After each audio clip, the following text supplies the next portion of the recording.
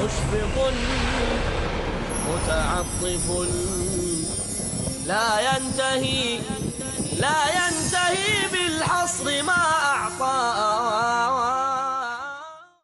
انسانوں کی عظیم اکثریت وہ ہے کہ جو کمر توڑ دینے والی مشقت کرنے کے باوجود 2 وقت پیٹ بھر کر کھانا نہیں کھا سکتا. کوئی شخص دفتر میں بیٹھا ہوا مشقت کر رہا ہے، کسی کی ذہنی مشقت زیادہ ہے، کسی کی جسمانی مشقت زیادہ ہے. تو مشقت اور محنت ہر ایک کے لیے ہے، لیکن اس اعتبار سے اگر آپ غور کریں گے تو چلیے انسان حیوانات کی صف میں آ گیا بس. لیکن نہیں، انسان کی ہیومن ٹریجڈی کا نقطۂ عروج بالکل ایک اور ہے. یا ایھا الانسان انک کادح الی ربک قدحا فملاقیہ. اے انسان تیرا معاملہ یہ ہے، تو مشقت پر مشقت جھیل کر، تکلیفیں پر تکلیفیں برداشت کر کے پھر ایک دن اپنے پروردگار کے حضور میں حاضر ہوگا جواب دہی کے لیے. ذرے کی ہم وزن نیکی ہوگی وہ بھی سامنے پاؤ گے، اور ذرے کی ہم وزن بدی ہوگی وہ بھی سامنے پاؤ گے. وہ محاسبہ ہوگا، اور اس کے بعد جزا و سزا کے فیصلے ہوں گے. بہت مبارک ہوں گے، خوش قسمت ہوں گے وہ لوگ جو جنت کی طرف بھیج دیے جائیں.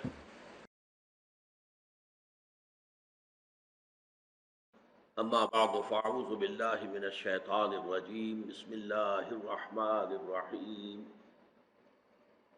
والعصر ان الانسان لفی خسر الا الذین آمنوا وعملوا الصالحات وتواصوا بالحق وتواصوا بالصبر. رب اشرح لی صدری ویسر لی امری واحلل عقدۃ من لسانی یفقہوا قولی. اللہم ارحمنا بالقرآن العظیم واجعلہ لنا اماما ونورا وہدی ورحمہ. آمین یا رب العالمین. والعصر، زمانہ گواہ ہے.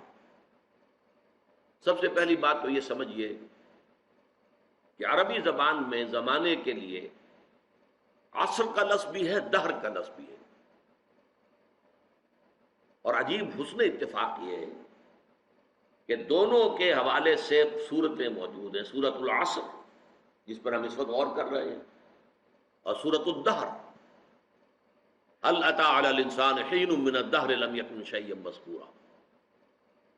یہ دہر اور عصر کے درمیان فرق کیا ہے؟ ان دونوں میں وہ جو اب انسان کا کانسیپٹ ہے، ہماری جو ہائر فزکس ہے جہاں پہنچی ہے، کہ اصل میں یہ ٹائم اینڈ سپیس یہ ایک ہی کمپلیکس ہے، یہ جدا اینٹیٹیز نہیں ہے. ایک ہی کمپلیکس ہے جس کے کمپوننٹس ہیں. جیسے مثلا یہ سپیس ہے جو آپ کے سامنے ہے، یہ 3 ڈائمینشنل کانسیپٹ ہے. اس کا کوئی شے اتنی لمبی، کتنی چوڑی، اتنی اونچی یا گہری، یہ 3 ڈائمینشنز ہیں. Time is the 4th dimension of the space. اور کہا یہ جاتا ہے کہ جیسے یہ تینوں ڈائمینشنز جو ہیں، اب یہ اوپر جا کر آپ دیکھ رہے ہیں کہ یہ مل رہی ہیں لکیریں، لمبائی والی آ گئی، چوڑائی والی آ گئی، اونچائی والی آ گئی. اور یہ تینوں لکیریں جو ہیں یہ ایک دوسرے پر زاویہ قائمہ بنا رہی ہیں، رائٹ اینگلز، تینوں ایک دوسرے پر.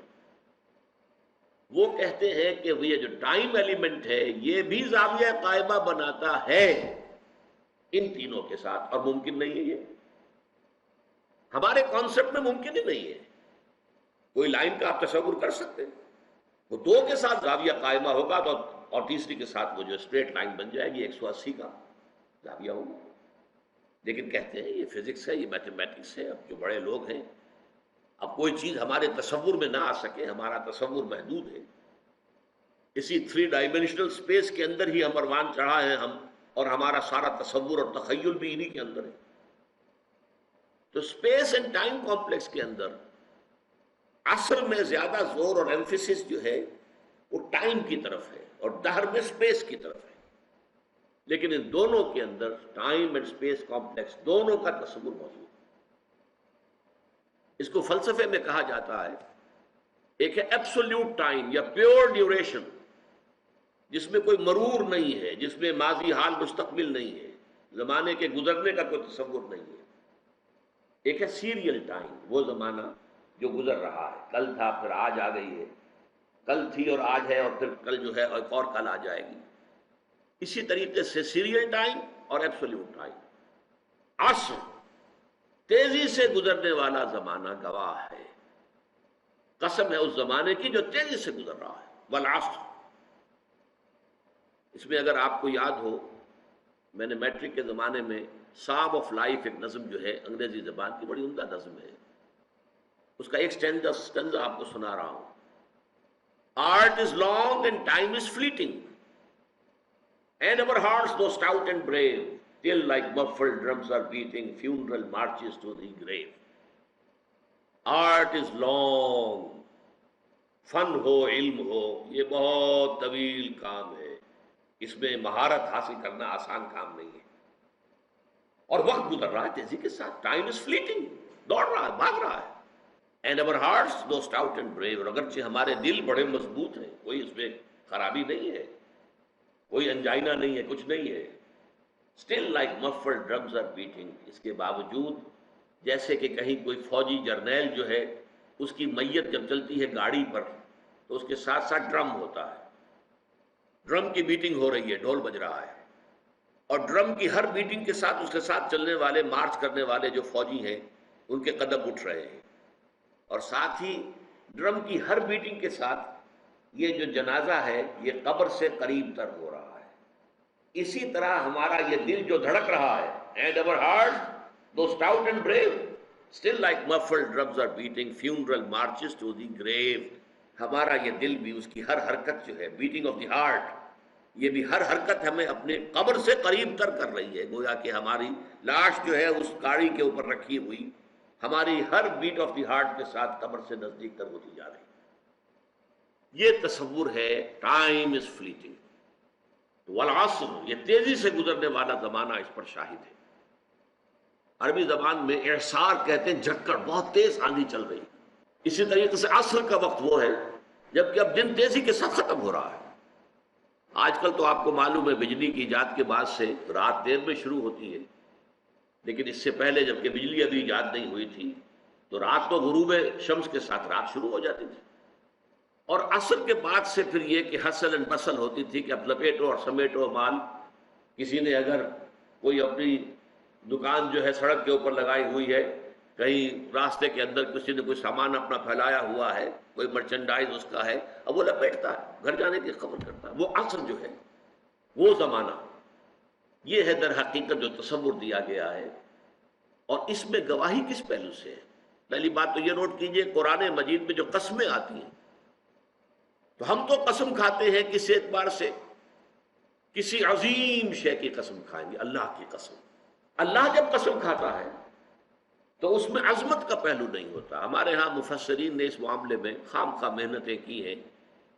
والتین والزیتون، انجیر اور زیتون پر قسمیں کھائی گئی ہیں، تو اب اس کے حوالے سے انجیر کے خواص کیا ہیں، فوائد کیا ہیں، طبی طور پر کیا اس کے اندر جو ہے وہ مفادات ہیں، فوائد ہیں. حالانکہ یہ چیز نہیں، بنیاد جو ہے صرف شہادت. اللہ کی قسم بھی ہم جب کھاتے ہیں تو کیوں کھاتے ہیں؟ کس بات پر کھاتے ہیں؟ اپنے کسی سٹیٹمنٹ پر اللہ کی قسم کھاتے ہیں کہ میں اللہ کو گواہ کر کے کہہ رہا ہوں کہ جو کچھ میں کہہ رہا ہوں یہ ٹھیک ہے، یا کسی وعدے پر اللہ کی قسم کھاتے ہیں کہ اللہ کی قسم میں تمہاری یہ بات پوری کر دوں گا. تو گویا کہ مقصود کیا ہے؟ گواہی. اللہ گواہ ہے، اللہ کو گواہ کر کے اللہ شہید بیننا و بینکم، اللہ گواہ ہے ہمارے اور تمہارے مابین. تو قرآن مجید میں جو قسمیں اللہ نے کھائی ہیں ان میں مجرد شہادت ہے پیش نظر، اس میں عظمت کا پہلو نہیں ہوتا. اس لیے کہ یہاں قسم کھانے والا عظیم ترین ہے، اس سے عظیم تر تو کوئی شے ہے نہیں.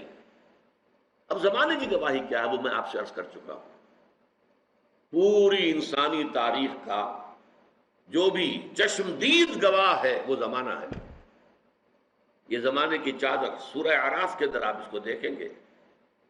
پہلے وہ تخلیق آدم وغیرہ کا ذکر ہوا ہے، اس کے بعد قیامت کا ذکر، اور اس کے بعد جو کچھ ہونا ہے جنت والے اور دوزخ والے اور اصحاب الاعراف ان کا قصہ ہے. یہ تو گویا کہ دو انتہائیں ہو گئی، ابتدا انتہا. اس کے درمیان پھر شروع ہوتا ہے حضرت نوح کا معاملہ، حضرت ہود کا، حضرت صالح کا، حضرت لوط کا، حضرت شعیب کا، اور پھر بڑی تفصیل جو ہے حضرت موسیٰ علیہ السلام. یہ سب تاریخ ہے. یہ زمانہ ان تمام چیزوں کے تہذیب ابری چھا گئی دنیا میں، پھر ختم ہو گئی. یہ سارا عروج و زوال اس زمانے نے اپنی آنکھوں سے دیکھا ہے. یہ چشمدید گواہ ہے. بڑی بڑی عظیم سلطنتیں بنی اور پھر ٹکڑے ٹکڑے ہو کر منتشر ہو گئی، ہوا ہو گئی. اسی طریقے سے بڑے عظیم لوگ آئے دنیا کے اندر، پھر ان کا نام و نشان مٹ گیا، ان کی یاد تک جو ہے لوگوں کے ذہنوں میں نہیں رہی. اس میں کیا اصول ہیں، کیا قواعد ہیں؟ عروج ہوتا ہے تو کیوں ہوتا ہے، زوال ہوتا ہے تو کیوں ہوتا ہے؟ قرآن مجید ان سب سے بحث کرتا ہے. لیکن یہ کہ والعصر جو ہے زمانے کو گواہی کے طور پر پیش کیا جا رہا ہے کہ زمانہ گواہ ہے کہ تمام انسان خسارے میں ہیں سوائے ان کے جو 4 شرطوں کو پورا کرنے والے ہیں. اس میں جیسا کہ میں نے عرض کیا تھا پچھلی نشست میں، چونکا دینے کا انداز بھی ہے. جیسے یہ وقت تیزی سے گزر رہا ہے. آپ انگریزی میں بھی کہتے ہیں catch the time by the forelock. وقت کو اس کے ماتھے کے بالوں سے پکڑ کے رکھو، کیونکہ یہ تو تیزی سے چلا جائے گا. اور یہی ہمارا اصل سرمایہ ہے. اسی میں کچھ بنانا ہے، اسی میں کچھ کرنا ہے، اسی میں کچھ کمانا ہے. اس کے لیے بڑی پیاری مثال دی ہے بعض مفسرین نے. مشفق ایک صاحب نے اپنا مشاہدے کی بنیاد پر لکھا کہ میں ایک دفعہ شام کے وقت ایک بازار منڈی اس میں سے گزرا تو میں نے دیکھا ایک برف بیچنے والا بہت چیخ چیخ کر اپنے برف کو بیچنے کے لیے لوگوں کو متوجہ کر رہا تھا. اس کی حالت جو تھی وہ بڑی ڈیسپریٹ. کیوں انہوں نے سوچا؟ اس لیے کہ اس کا برف تو پانی ہو جائے گا، زیرو ہو جائے گا اگر بکا نہ. کوئی بساتی ہے، اس کا سامان ہے، نہیں بکا ہے، کوئی بات نہیں، دکان بند کرے گا، اگلے روز آئے گا، وہ سامان تو اس کے پاس ہے نا. اس کی اصل راس تو کہیں نہیں گئی، اس کا اصل سرمایہ تو محفوظ ہے. لیکن یہ برف کا تاجر جو ہے، یہ تو برف اگر بکی نہ تو پانی ہو گئی، ختم، اصل راس المال بھی گیا. انسان کی حیثیت برف کے تاجر کی ہے. اس کی زندگی کی برف گھل رہی ہے، تیزی کے ساتھ پگھل رہی ہے. جس کو کہا ہے ایک شاعر نے بہت عمدگی کے ساتھ، غافل تجھے گھڑیال یہ دیتا ہے منادی، گردون گھڑی عمر کی ایک اور گھٹا دی. عام طور پہ تو ہم سمجھتے ہیں میری عمر پہلے 60 برس تھی، اب 61 ہو گئی، بڑھ گئی. بڑھی کہاں ہے، کم ہو گئی. اس لیے کہ جو بھی ٹائم اس دنیا میں ہے میرے لیے، اس میں سے اب 1 سال کم ہو گیا. 1 گھنٹہ جو گزرا ہے، ایک گھڑیال بجا، 1 گھنٹہ اور، یہ 1 گھنٹہ میری زندگی میں سے کم ہو گیا ہے. غافل تجھے گھڑیال یہ دیتا ہے منادی، گردون گھڑی عمر کی ایک اور گھٹا دی. تو یہ وہ چونکا دینے کا انداز ہے. Time is fleeting, catch the time by the forelock. والعصر ان الانسان لفی خسر. اب آئیے تیسری آیت پر. یہ ہے اصل عملی اعتبار سے اس سورہ مبارکہ کا جو لب لباب ہے، جو اصل حاصل ہے. الا الذین آمنوا وعملوا الصالحات وتواصوا بالحق وتواصوا بالصبر. اس سے پہلے کہ ہم ان 4 چیزوں پر علیحدہ علیحدہ گفتگو کریں، پہلے اس جملے کو اپنے نگاہوں کے سامنے لکھ لیجئے، اپنے تخیل کے اندر. والعصر ان الانسان لفی خسر الا الذین آمنوا وعملوا الصالحات وتواصوا بالحق وتواصوا بالصبر. پہلا نتیجہ برآمد کیجئے، اس میں انسان کی کامیابی اور ناکامی کا ایک معیار ہمارے سامنے رکھا گیا. اگر یہ 4 چیزیں ہیں تو انسان کامیاب،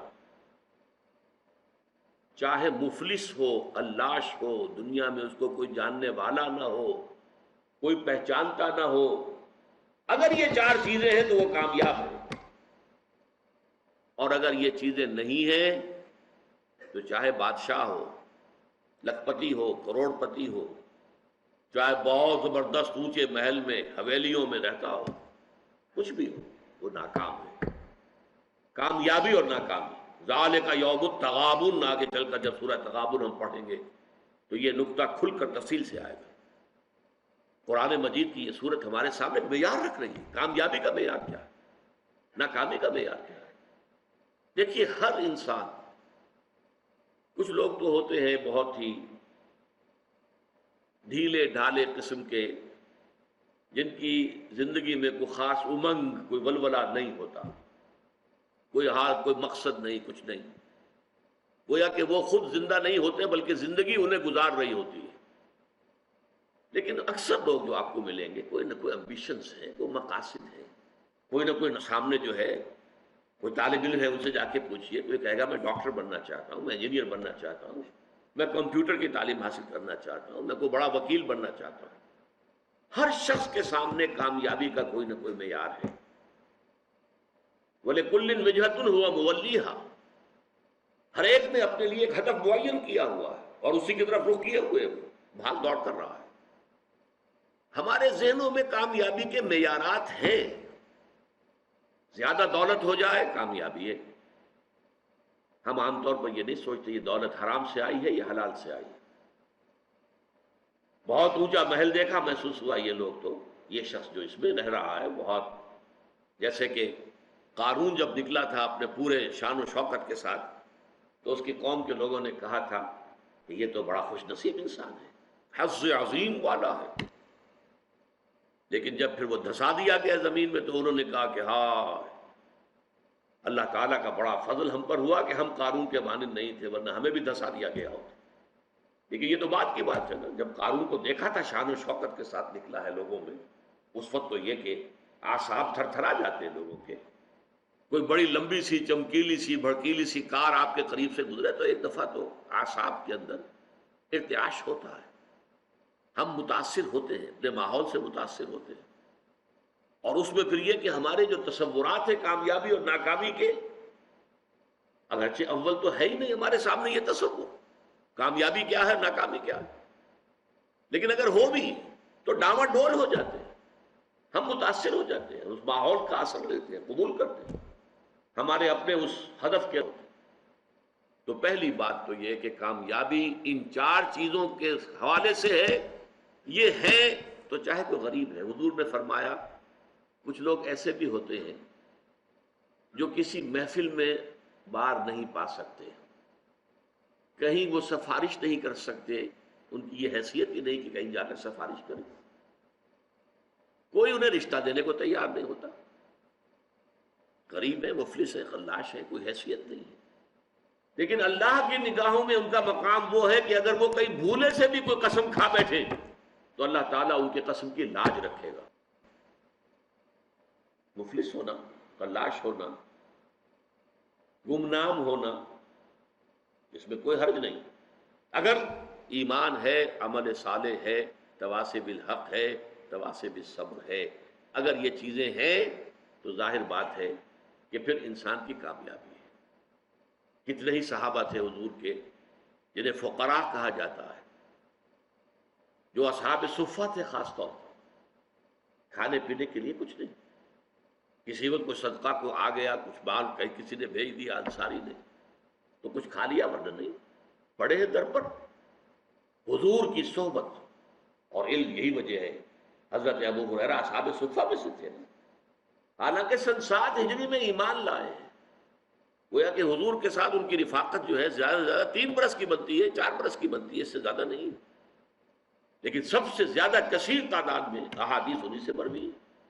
24 گھنٹے بھی وہی پڑے، نہ کوئی کاروبار ہے، نہ کوئی دھندا ہے، نہ کوئی دکان ہے، نہ کوئی اور محنت مزدوری ہے، اور وہ فرماتے ہیں خود کہ بسا اوقات ایسا ہوتا تھا کہ کئی وقت کے فاقے کی وجہ سے مجھ پہ بے ہوشی طاری ہو جاتی تھی، تو لوگ آتے تھے اور میری گردن پر اپنا پاؤں رکھتے تھے، وہ سمجھتے تھے کہ اسے مرگی کا دورہ پڑا ہے، حالانکہ مجھے بے ہوشی ہوتی تھی فاقے کی وجہ سے، یہ کیفیت تھی۔ لیکن کیا وہ ناکام تھے؟ نہیں۔ کامیابی اور ناکامی کا فرعون وہ کامیاب نہیں تھا، ناکام تھا، نمرود کامیاب نہیں تھا، ناکام تھا، قارون کامیاب نہیں تھا، ناکام تھا۔ گویا کہ کامیابی کا معاملہ دولت سے، جائیداد سے، دنیاوی وجاہت سے، دنیاوی اقتدار سے، کسی شے سے متعلق نہیں ہے۔ کامیابی کا تعلق اگر ہے تو وہ ایمان اور عمل صالح اور تواصی بالحق اور تواصی بالصبر سے۔ دوسرا نتیجہ نکالیے، اس سورہ مبارکہ میں کامیابی کی جو کم سے کم شرائط ہیں وہ بیان ہو رہی ہیں۔ نوٹ کیجئے، اگر انداز یہ ہوتا زمانہ گواہ ہے وہ لوگ بہت اونچے مراتب حاصل کر لیں گے جنہوں نے یہ شرطیں پوری کر دیں، ٹھیک، تو ایک امکان تھا کہ اگر یہ ساری شرطیں پوری نہ ہوں تب بھی کمتر درجے کی کامیابی تو حاصل ہو سکتی ہے، بہت اونچے مراتب نہ صحیح، نچلے درجے کے مراتب تک تو رسائی کا امکان ہے۔ یہ انداز نہیں ہے یہاں انداز کیا ہے؟ والعصر ان الانسان لفی خسر الا الذین آمنوا وعملوا الصالحات وتواصوا بالحق وتواصوا بالصبر۔ زمانہ گواہ ہے اور زمانے کی قسم ہے، تمام انسان تباہ ہوں گے، برباد ہوں گے، سوائے ان کے جو یہ چار شرطیں پوری کریں۔ یہ گویا کہ پاس مارکس ہیں، یہ فرسٹ ڈویژن سیکنڈ ڈویژن کی بات نہیں ہو رہی ہے، یہ ڈسٹنکشن کی بات نہیں ہو رہی ہے، بلکہ یہ در حقیقت بنیادی طور پر کامیابی کے لوازم ہیں، کامیابی کے لوازم ہیں، کامیابی کے لوازم، ورنہ ناکامی ہے، خسارہ ہے۔ استثناء جو ہے وہ اس کو واضح کر رہا ہے۔ تیسری بات اور بڑی اہم ہے، جب اللہ تعالی کامیابی کو چار شرطوں کے ساتھ مشروط قرار دے رہا ہے، ظاہر بات ہے یہ چاروں لازم ہیں، ان میں سے کسی کو بھی کم کر دینے کا آپ کو اختیار نہیں۔ یہ اللہ کا کلام ہے، اس میں شاعری نہیں ہے، اس میں کوئی قافیے اور ردیف کی رعایت سے کوئی الفاظ بڑھا نہیں دیے گئے، اس میں کوئی مبالغہ نہیں ہے، یہ تو ایک ایک حرف اپنی جگہ پر اٹل ہے۔ والعصر ان الانسان لفی خسر الا الذین آمنوا وعملوا الصالحات وتواصوا بالحق وتواصوا بالصبر۔ یہ چاروں چیزیں لازم ہیں۔ اس کو یوں سمجھیے کہ اگر کوئی معالج آپ گئے ہیں، آپ نے نبض دکھائی ہے یا جو بھی اپنا تشخیص ہوئی ہے، اب نسخہ لکھا گیا ہے، اس میں 4 دوائیاں لکھ دی گئی ہیں، آپ نے اس میں سے اپنی مرضی سے 3 ختم کر دی یا 2 ختم کر دی یا 1 بھی ختم کر دی فرض کیجئے، تو اب یہ نسخہ اس ڈاکٹر کا نہیں رہا، یہ اب آپ کا نسخہ ہے۔ آپ کو معلوم ہے نسخوں میں یہ ہوتا ہے کہ ایک دوا کے کوئی سائیڈ ایفیکٹس ہیں جو خراب ہیں، اس کے کچھ سمی اثرات ہیں، زہریلے اثرات ہیں، تو دوسری شے شامل کی جاتی کریکٹیو کی حیثیت سے کہ اس کا ازالہ ہو جائے۔ آپ نے وہ کریکٹیو نکال دیا تو مارے گئے، وہ نسخہ شفا نہیں رہے گا، وہ نسخہ ہلاکت بن جائے گا۔ آپ اس میں سے کسی بھی شے کو ساقط کرنے کا حق نہیں رکھتے، بلکہ اس کے اندر تباہی اور بربادی آ جائے۔ یہ بات کیوں میں اس ایمفیسس کے ساتھ کہہ رہا ہوں؟ آپ اگر جائزہ لیں گے تو معلوم ہوگا کہ ہماری عظیم اکثریت محض ایمان کی بنیاد پر کامیابی اور نجات اور فوز و فلاح کی 100% امیدوار بن کر بیٹھی ہوئی ہے، اور ایمان بھی صرف زبانی کلامی ایمان، اور اگر عمل صالح کو تھوڑا بہت ہو گیا، نماز روزہ ہو گیا تو کیا کہنے ہیں صاحب، اس کے بعد ظاہر بات ہے کہ کوئی سوال ہی پیدا نہیں ہوتا کہ ہمارا کئی معاملہ جو ہے ناکامی کا ہو جائے۔ تواصی بالحق اور تواصی بالصبر تک تو کسی کے پہنچنے کا سوال ہی نہیں، ہمارے ذہنوں سے خارج ہے۔ یہ بھلائی کی تبلیغ کرنا یہ مولویوں کا کام ہے، ہمارا کام تو نہیں، یہ ہمارے تصورات ہیں۔ ان تصورات کو توڑ پھوڑ کر صحیح دینی تصور کو واضح کرنے کے لیے سورۃ العصر جو ہے اس پر غور و فکر اور تدبر۔ یاد کیجئے جو میں نے پچھلی نشست میں آپ کو اقوال سنائے تھے امام شافعی کے، لو تدبر الناس هذه السورۃ لوسعتهم، اگر لوگ صرف اس ایک سورت کے اوپر تدبر کریں تو یہ ان کے لیے کافی ہو جائے گی۔ لو لم ينزل من القرآن سواها لکفت الناس، اگر قرآن میں سوائے اس ایک سورت کے اور کچھ نازل نہ ہوتا تو یہ بھی انسانوں کے لیے کافی تھی۔ تو پہلی بات یہ کہ یہاں پر کامیابی اور ناکامی کا ایک معیار ہمارے سامنے آ رہا ہے، کاش کہ یہ ہمارے دلوں میں کھد جائے۔ مشفق متعطف عاطف، کامیابی اور ناکامی کا ایک معیار ہمارے سامنے آ رہا ہے، کاش کہ یہ ہمارے دلوں میں کھد جائے، کھب جائے، جیسے کہتے ہیں کہ نقش فی الحجر، پتھر میں جیسے کوئی چیز جو ہے کھود دی جائے، ایسے ہمارے دلوں میں یہ حقیقت کھد جائے۔ کامیابی ان چیزوں سے ہے، ایمان، عمل صالح، تواصی بالحق، تواصی بالصبر۔ کامیابی دولت سے، وجاہت سے، اقتدار سے، جائیداد سے، سرمایہ سے نہیں۔ نمبر 2، یہ کم سے کم لوازم ہے نجات کے۔ نمبر 3، ان میں سے کسی کو ساقط کرنے کا آپ کو اختیار نہیں۔ اب اس کے لیے میں آپ کو ایک قول سنانا چاہتا ہوں.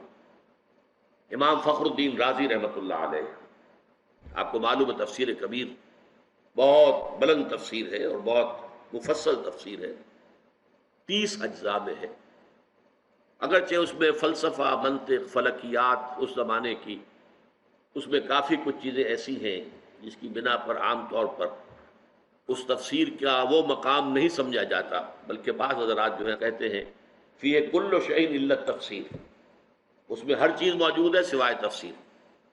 اس لیے فلکیات کی بحثیں ہیں، ریاضیات کی بحثیں ہیں، منطق کی بحثیں ہیں، تو بہت ہی اس اعتبار سے وہ اب ایک خاص دور کے اندر تو یہ سمجھیے کہ اس کا بہت بڑا جو ہے مقام، بہت اونچا مقام تھا. آج بھی میں اسے بہت اہم تفسیر سمجھتا ہوں. انہوں نے اس صورت کے بارے میں جو بات کہی ہے، اس تیسری آیت کے بارے میں کہتے ہیں اعلم ان هذه الآیہ فیہا وعید شدید، اس آیت میں بڑی شدید وعید اللہ تعالیٰ کی طرف سے آئی ہے. بأن اللہ تعالی حکم بالخسار علی جمیع الناس، اس لیے کہ اللہ تعالیٰ نے تو خسارے کا، بربادی کا، تباہی کا فیصلہ کر دیا تمام انسانوں کے لیے. الا من کان آتیا بہذہ الاشیاء الاربعۃ، سوائے اس کے کہ جو ان 4 شرطوں کو پورا کرنے والا ہو. وہی الایمان، وہ 4 شرطیں کیا ہیں؟ نمبر 1 ایمان، والعمل الصالح، اور عمل صالح، والتواصی بالحق، اور تواصی بالحق، والتواصی بالصبر، اور تواصی بالصبر.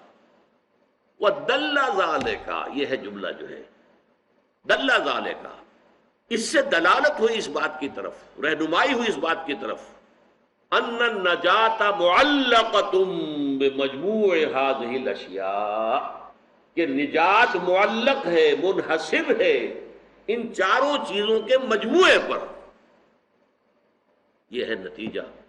منطقی اعتبار سے اس جملے سے یہ نتیجہ نکلتا ہے، صحیح نکلتا ہے، 100% درست ہے.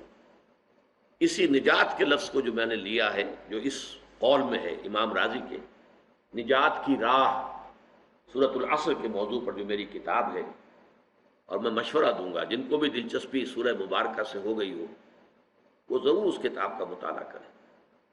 اس میں ایک تحریر بھی میری شامل ہے، ایک تقریر شامل ہے. ظاہر بات ہے کہ میں ان نشستوں میں تو ان تفاصیل میں جا نہیں سکتا، اور یہ کہ میری تحریر جو اس میں شامل ہے وہ آج سے 35 برس قبل کی ہے، 36 برس قبل کی ہے. تو ظاہر بات ہے کہ اب اس وقت جو بھی جوش و خروش تھا وہ اب تو نہیں ہے، لیکن یہ کہ جن حضرات کو بھی دلچسپی ہو ضرور اس کتاب کا مطالعہ کریں. نجات کی راہ، سورۃ العصر کی روشنی. تو چوتھی بات جو میں نے آپ کو بتائی، یہ 4 چیزیں جو ہیں یہ لازم ہیں، ان میں سے کسی ایک کو بھی ساقط کرنے کا ہمیں اختیار نہیں.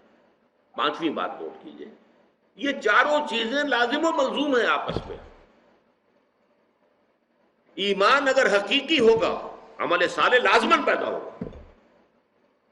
ممکن نہیں ہے کہ ایمان حقیقی ہو اور پھر عمل درست نہ ہو، کیسے ممکن ہے؟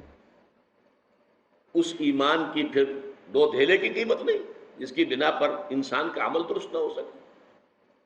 بہت سی احادیث میں ہم دیکھتے ہیں کہ غلط اعمال کی بنیاد پر ایمان کی نفی مطلق کی گئی ہے. ایسی شدید حدیث بھی ہے، واللہ لا یؤمنو، واللہ لا یؤمنو، واللہ لا یؤمنو، خدا کی قسم فلاں شخص مومن نہیں ہے، خدا کی قسم وہ مومن نہیں ہے، خدا کی قسم وہ مومن نہیں ہے. صحابہ کانپ گئے، لرز گئے. پوچھا من یا رسول اللہ، حضور کس کے بارے میں ارشاد فرما رہے ہیں؟ جواب سنیے، غور سے سنیے. فلاں شخص الذی لا یامن جوارہ بوائقہ، وہ شخص کہ جس کی ایذا رسانی سے اس کا پڑوسی چین میں نہیں ہے. کسی گناہ کبیرہ کا ذکر یہاں نہیں ہوا ہے، زنا کا نہیں ہے، چوری کا نہیں ہے، ڈاکے کا نہیں ہے، شرک کا نہیں ہے. کس چیز کا؟ ایک انسان کج خلق ہے، بد خلق ہے، اس کی ایذا رسانی ہے، پڑوسی کو تنگ کرتا ہے، پریشان کیے رکھتا ہے، پڑوسی خائف رہتا ہے، پتہ نہیں کس وقت کیا گزرے گی. تو وہ شخص مومن نہیں ہے، نہیں ہے، نہیں ہے. خدا کی قسم مومن نہیں ہے، خدا کی قسم مومن نہیں ہے، خدا کی قسم مومن نہیں ہے. ایک اور حدیث کہ جس کو حضور ہر خطبے میں دہراتے تھے، حضرت انس رضی اللہ تعالی عنہ جو طویل عرصے تک 9-10 برس تک حضور کے ذاتی خادم رہے، وہ یہ گواہی دیتے ہیں۔ انس رضی اللہ تعالی عنہ فرماتے قلما خطبنا رسول اللہ صلی اللہ علیہ وسلم الا قال، شاذ ہی کبھی ایسا ہوا ہوگا کہ اللہ کے رسول صلی اللہ علیہ وسلم نے فرمایا ہو، ہمیں خطبہ دیا ہو اور یہ الفاظ اس خطبے میں شامل نہ ہو۔ وہ کون سے الفاظ؟ لا ایمان لمن لا امانت لہ ولا دین لمن لا عہد لہ، جس شخص میں امانت داری کا وصف نہیں ہے اس کا کوئی ایمان نہیں ہے، اور جس شخص میں ایفاء عہد کا مادہ نہیں ہے اس کا کوئی دین نہیں۔ کتنے کیٹیگوریکل ہیں یہ۔ تو ایمان اصل میں ایک ایمان قانونی ہے، اقرار باللسان، اس ایمان کی بات ہم یہ نہیں کر رہے۔ یہ تو جب پھر ہمارا جو ہے اس منتخب نصاب کا دوسرا حصہ آئے گا وہ ایمانیات کے مباحث پر ہوگا، اس کے شروع میں پھر ہم ایمان کے بارے میں باتیں کریں گے۔ ایمان کسے کہتے ہیں، ایمان کی حقیقت کیا ہے، ایمان کی اقسام کیا ہے، ایمان کے درجے کیا ہے، اور پھر یہ کہ وہ حصے پڑھیں گے قرآن کے جس میں ایمان کا سنتھسس، ایمان کے لیے استدلال کس طور سے قرآن مجید ایمان کی دعوت دیتا ہے۔ اس وقت تو جو ہم سرسری بات کر رہے ہیں کہ ایک قانونی ایمان ہے اقرار باللسان، کوئی ہندو، کوئی سکھ، پارسی، عیسائی ابھی کہے اشہد ان لا الہ الا اللہ و اشہد ان محمد رسول اللہ، وہ مسلمان ہو گیا۔ اقرار باللسان کا تعلق اسلام سے ہے، تصدیق بالقلب کا تعلق دل سے ہے، وہ ہے اصل ایمان۔ اور جب دل میں ایمان پیدا ہو جائے، یقین کی کیفیت ہو جائے، پرسنل کنوکشن ہو جائے، تو انسان کے اعمال جو ہے وہ قلب کے تابع ہوتے ہیں۔ حضور نے فرمایا الا فی الجسد مضغۃ اذا صلح صلح الجسد كلہ واذا فسدت فسد الجسد كلہ الا وہی القلب۔ آگاہ ہو جاؤ، انسان کے جسم میں ایک لوتھڑا ایسا ہے، اگر وہ درست ہو سارا جسم درست ہو جائے گا، اگر اس میں فساد ہو سارا جسم میں فساد ہو جائے گا۔ اور آگاہ ہو جاؤ وہ دل ہے، دل میں یقین آ جائے، ایمان آ جائے، پھر عمل درست ہو جائے۔ اسی طرح حضور نے فرمایا، جیسے میں نے کہا تھا وہ تو ایک تھی کج خلقی، صرف گناہ کبیرہ پر بھی کہا لا یزنی الزانی حین یزنی وہو مومن ولا یسرق السارق حین یسرق وہو مومن ولا یشرب الخمر حین یشرب وہو مومن۔ کوئی زانی حالت ایمان میں زنا نہیں کر سکتا، کیسے ممکن ہے؟ ایمان بھی دل میں اور زنا بھی ہو رہا ہو۔ کوئی چور حالت ایمان میں چوری نہیں کر سکتا، کیسے ممکن ہے؟ دل میں ایمان ہو، وہ ایمان ڈھیلے کا نہیں پھر۔ اور کوئی چور حالت ایمان میں چوری نہیں کرتا، کوئی شرابی حالت ایمان میں شراب نہیں پیتا۔ ایمان حقیقی نہیں ہوتا، ایمان قانونی ہے، مسلمان تو وہ رہے گا۔ چور بھی مسلمان ہے، زانی بھی مسلمان ہے، شرابی بھی مسلمان ہے۔ آپ حد جاری کیجئے، چور کا ہاتھ کاٹ دیجئے، جو چاہیں کرے، لیکن وہ مسلمان رہے گا۔ قانونی اسلام اور ہے، قانونی ایمان ایک حقیقی ایمان ہے جو دل کے اندر راسخ اور جاگزی ہو جائے۔ اگر وہ ہوگا تو عمل درست ہو جائے گا۔ اب نوٹ کیجئے عمل کے لیے لفظ جو آیا ہے، جیسے میں نے عرض کیا دہر اور عصر، عربی زبان کا ایک لفظ ہے فعل، ایک ہے عمل۔ انسان سے جو بھی حرکت سرزد ہو رہی ہو، خواہ وہ بالارادہ ہو، غیر ارادی طور پر ہو، خواہ وہ بڑی سہولت سے ہو جاتی ہو، خواہ اس میں مشقت آتی ہو، تکلیف جھیلنی پڑے، وہ فعل ہے۔ لیکن عمل کہتے ہیں مشقت طلب کام کو، محنت طلب بالارادہ عمل۔ اس لیے عاملۃ ناصبہ سورۃ الغاشیہ میں آیا ہے وجوہ یومئذ خاشعۃ عاملۃ ناصبہ، تھکے ہوئے ہوں گے، مشقت زدہ ہوں گے چہرے، جیسے کوئی آدمی تھک ہار کر کھڑا ہو، ایسے کھڑے ہوں گے قیامت کے دن۔ تو عاملہ، عاملہ وہ ہے کہ جو تھکا ہوا ہو، تھکا ماندہ انسان۔ تو عمل وہ کام ہے جو مشقت طلب ہو، محنت طلب ہو، ارادے کے ساتھ کیا جائے، آپ کا فری چوائس ہو اس کے اندر۔ صالحات، نیکیاں، اب اس لفظ کو بھی حقیقت کو سمجھیے، صالح کس کو کہتے ہیں؟ جس میں صلاحیت ہو۔ صلاحیت کا لفظ اسی سے ہے نا، من صلح، جس میں صلاحیت ہے۔ صلاحیت ہے تو اس کو پروان چڑھا سکتے ہیں۔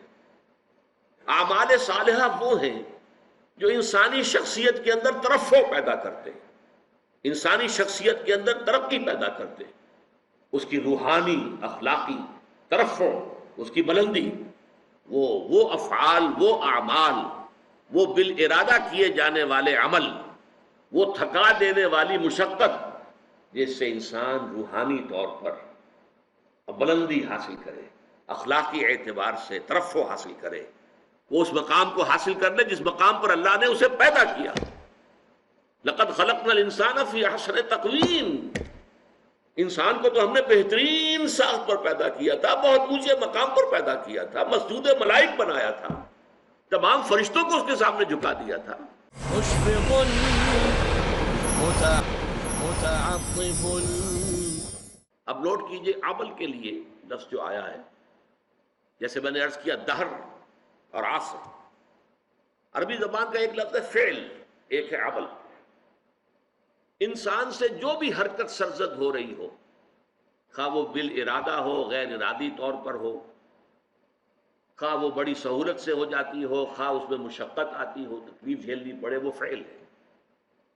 لیکن عمل کہتے ہیں مشقت طلب کام کو، محنت طلب بالارادہ عمل۔ اس لیے عاملۃ ناصبہ سورۃ الغاشیہ میں آیا ہے وجوہ یومئذ خاشعۃ عاملۃ ناصبہ، تھکے ہوئے ہوں گے، مشقت زدہ ہوں گے چہرے، جیسے کوئی آدمی تھک ہار کر کھڑا ہو، ایسے کھڑے ہوں گے قیامت کے دن۔ عاملہ، عاملہ وہ ہے کہ جو تھکا ہوا ہو، تھکا ماندہ انسان۔ تو عمل وہ کام ہے جو مشقت طلب ہو، محنت طلب ہو، ارادے کے ساتھ کیا جائے، آپ کا فری چوائس ہو اس کے اندر۔ صالحات، نیکیاں، اب اس لفظ کو بھی حقیقت کو سمجھیے، صالح کس کو کہتے ہیں؟ جس میں صلاحیت ہو۔ صلاحیت کا لفظ اسی سے ہے نا، من صلح، جس میں صلاحیت ہے۔ صلاحیت ہے تو اس کو پروان چڑھا سکتے ہیں۔ اعمال صالحہ وہ ہیں جو انسانی شخصیت کے اندر ترفع پیدا کرتے ہیں، انسانی شخصیت کے اندر ترقی پیدا کرتے ہیں، اس کی روحانی اخلاقی ترفع، اس کی بلندی، وہ افعال، وہ اعمال، وہ بالارادہ کیے جانے والے عمل، وہ تھکا دینے والی مشقت جس سے انسان روحانی طور پر بلندی حاصل کرے، اخلاقی اعتبار سے ترفع حاصل کرے، وہ اس مقام کو حاصل کر لے جس مقام پر اللہ نے اسے پیدا کیا۔ لقد خلقنا الانسان فی احسن تقویم، انسان کو تو ہم نے بہترین ساخت پر پیدا کیا تھا، بہت اونچے مقام پر پیدا کیا تھا، مسجود ملائک بنایا تھا، تمام فرشتوں کو اس کے سامنے جھکا دیا تھا۔ فسجد الملائکۃ کلھم اجمعون، لیکن پھر وہ گرتا ہے، ثم رددناہ اسفل سافلین، وہ پھر نچلوں میں سب سے نیچے، الا الذین آمنوا وعملوا الصالحات۔ اس پستی سے ابھرنے کے لیے پہاڑ سے آپ کو نیچے گرا دیا گیا، پہاڑ پر چڑھنے کے لیے آپ کو مشقت کرنی ہوگی، چڑھنا ہوگا۔ وہ چڑھائی ہے ایمان اور عمل صالح کی چڑھائی، تاکہ آپ اپنے اس اصل مقام کو حاصل کر لیں جس پر اللہ نے آپ کو پیدا کیا ہے۔ حیوانیت کی سطح میں اگر گر گئے تھے تو اس حیوانیت کی سطح سے ابھر کر دوبارہ انسانی مقام کے اوپر آنا، شرف انسانیت کو دوبارہ حاصل کرنا، یہ ہے وہ محنت، یہ ہے وہ مشقت۔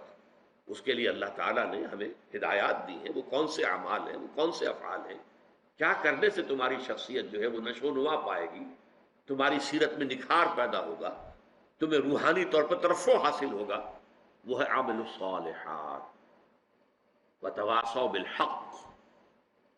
اب یہاں عرض کر دوں میں، تواصو باب تفاعل ہے، تفاعل کے اندر دو چیزیں پیدا ہو جاتی ہیں اس باب میں، ایک تو باہم مل جل کر کوئی کام کرنا، اور نمبر دو اس میں مبالغہ، بہت شدت سے پوری طاقت سے کسی کام کو کرنا۔ حق کسے کہتے ہیں؟ حق کے چار معنی ہیں عربی زبان میں۔ جو شے فی الوقت فی الواقع موجود ہو وہ حق ہے، اور جو نظر تو آئے لیکن نہ ہو وہ باطل ہے۔ سراب ہے، نظر آ رہا ہے پانی ہے نہیں، وہ باطل ہے۔ حق وہ ہے جو موجود ہو، اور وہ شے کہ جو نظر آئے اور ہو نہ، وہ باطل ہے۔ حق ہر وہ شے ہے جو اخلاقاً ثابت ہو. یہ والدین کے حقوق ہیں، یہ پڑوسی کے حقوق اخلاقاً. حق ہر وہ شے ہے جو عقلاً مسلم ہو، عقل اس کا تقاضا کر رہی ہے، لازماً اس کو ہونا چاہیے. حق ہر وہ شے ہے جو نتیجہ خیز ہو، باطل وہ شے ہے جس کا کوئی نتیجہ نہیں، کچھ حاصل نہیں. یہ چار معنی میں حق لیجئے تو کس قدر وسعت ہو جائے گی تواسی کی. اور باہم ایک دوسرے کو کرنے کا مطلب کیا ہے؟ ایک اجتماعی زندگی وجود میں آنی چاہیے. یہ ایمان اور عمل والے جو ہے مل جل کر ایک اجتماعیت وجود میں لائیں. یہ اجتماعیت ایک دوسرے کو سہارا دیتے ہوئے آگے بڑھے گی، ایک دوسرے کو حق کی وصیت کریں گے. کسی کا پاؤں پھسلنے لگے گا تو پھر سہارا دے کر اٹھائیں گے، اسے ساتھ لے کر چلیں گے. وَتَوَاصَوْا بِالْحَقِّ، اور حق میں عرض کر دوں چھوٹے سے چھوٹا حق بھی ہے اور بڑے سے بڑا حق بھی ہے. دو چیزیں میں بیان کر دیتا ہوں. کسی نے کسی کے 100 روپے 200 روپے دینے ہیں، وہ نہیں دے رہا ہے، اس سے جا کر کہنا بھائی آپ اس کے پیسے دے دیجیے، ادا کر دیجیے. یہ بھی تواصی بالحق ہے. بچے گلی میں کھیل رہے ہیں، اندیشہ ہے کسی گاڑی کا جو ہے شیشہ پھوڑیں گے، کیا کریں گے. اگر آپ ذرا ان سے کہیں تو یہ بھی تواصی بالحق کہ بیٹے یہ کھیلنے کا میدان نہیں، آپ جا کر کئی میدان میں کھیلیں. تواصی بالحق ہے. اور سب سے بڑا حق، یہ زمین اللہ کی ہے، یہاں اللہ کا حکم چلنا چاہیے. یہاں سے وہاں تک تواصی بالحق ہے. یہ چھوٹا حق بھی ہے، بڑا حق بھی ہے. گویا کہ اس میں ساری منزلیں آ گئی ہیں. ایک تو جماعتی زندگی، مل جل کر ایک کام کرنا، اس لیے کہ یہ کام آسان نہیں ہے. اس کام کے لیے جیسا کہ اگلا مرحلہ آئے گا، وہ تواصی بالصبر، بڑے صبر کی ضرورت بھی ہوگی. مشقتیں بھی جھیلنی ہوں گی، تکلیفیں برداشت کرنی ہوں گی، پرسیکیوشن برداشت کرنی ہوگی. لیکن یہ چھوٹے سے چھوٹے حق سے لے کر بڑے سے بڑے حق تک جب انسان حق کا علم بردار بنتا ہے. اسی لیے میں نے عرض کیا تھا کہ قرآن مجید کے مضامین میں سے دعوت اللہ، دعوت الی سبیل اللہ، ادع الی سبیل ربک بالحکمت والموعظۃ الحسنۃ وجادلهم بالتی احسن، شہادت علی الناس، نہی عن المنکر، امر بالمعروف، دعوت الی الخیر، جہاد فی سبیل اللہ. اللہ کی زمین ہے، اللہ کا قانون نافذ ہونا چاہیے، اللہ کا نظام قائم ہونا چاہیے. اس کے لیے جد و جہد، اس کے لیے محنت، اس کے لیے مشقت، اس کے لیے بھاگ دوڑ، اس کے لیے اپنا وقت، اپنی صلاحیت، اپنے مالی وسائل کو صرف کرنا، یہ سب اس میں آ گئے. تواصی بالحق. اس لیے کہ چھوٹے سے لے کر اور بڑے سے بڑے حق تک جب آپ چھوٹے معاملے کے اندر حق کا ساتھ دیں گے تو بڑے میں بھی اللہ تعالیٰ توفیق دے گا کہ آپ اس کے علمبردار بن کر کھڑے ہو جائیں. یا ایھا الذین آمنوا کونوا قوامین بالقسط شہداء للہ. اہل ایمان عدل و انصاف کے علمبردار بن کر کھڑے ہو جاؤ اللہ کی گواہی دینے کے لیے. اور یا ایھا الذین آمنوا کونوا قوامین للہ شہداء بالحق. اے ایمان والو کھڑے ہو جاؤ پوری طاقت کے ساتھ اللہ کے لیے اور حق کے گواہ بن کر. یہ سارا معاملہ جو ہے یہ تواصی بالحق میں ہے. اس کے بعد آخری مرحلہ تواصی بالصبر. اس لیے کہ یہ تواصی بالحق جو ہے، الحق مر، حق جو ہے کڑوا ہوتا ہے. آپ بچوں سے بھی کہیں گے کہ بیٹے یہاں نہ کھیلو تو ہو سکتا ہے کہ وہ گستاخی کریں. آپ اپنا راستہ لیں. جی آپ کون ہوتے ہیں؟ کسی سے کہیں گے بھائی تم نے اس کے 200 روپے دینے کیوں نہیں دیتے، دے دو. بھائی تم کون ہوتے ہو ہمارے معاملے میں آنے والے؟ ریسپیکٹ ہوگی، اس سے جوابی کارروائی ہوگا. اور یہ تو چھوٹے حقوق کی بات میں کر رہا ہوں. ذرا بڑے حق کی بات کر کے دیکھیے. جو وقت کے شداد ہیں، فرائض ہیں، نماردہ ہیں، ظاہر بات ہے کہ وہ کبھی برداشت کریں گے کہ حق کا بول بالا ہو، اللہ کا دین قائم ہو جائے، ہماری بادشاہتیں ختم ہو جائیں.